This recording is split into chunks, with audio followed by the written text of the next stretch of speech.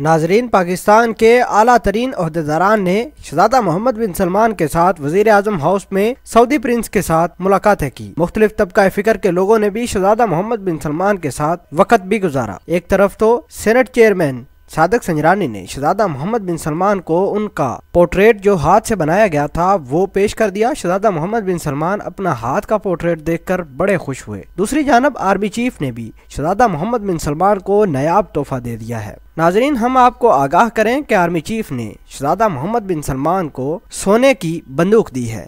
آپ کو بتائیں کہ آرمی چیف نے شہزادہ محمد بن سلمان کا یہ تحفہ پاکستان کی آرڈیننس فیکٹری وا سے تیار کروایا ہے اور بتایا یہ جاتا ہے کہ اس پر گولڈ پلیٹنگ کی گئی ہے۔ شہزادہ محمد بن سلمان کو یہ تحفہ آرمی چیف کی جانب سے دیا گیا ہے۔ اس کے علاوہ شہزادہ محمد بن سلمان کے ساتھ پاکستان کے صدر مملک ڈاکٹر عارف علوی نے بھی ملاقات کی۔ ملاقات میں باہمی امور کی دلچسپی پر تبادلہ خیال کیا گیا۔ ویوز امید کرتے ہیں کہ سعودی شہزادہ محمد بن سلمان کو army chief general Qamar Javed Bajwa کی جانب سے دیا گیا خوبصورت تحفہ جس میں انہوں نے سونے کی بندوق ان کو دی ہے پسند آئے گا۔ آپ کو آرمی چیف کا یہ تحفہ کیسا لگا؟ کمنٹ سیکشن میں ہمیں ضرور بتائیے گا۔ پاک فوج زندہ باد۔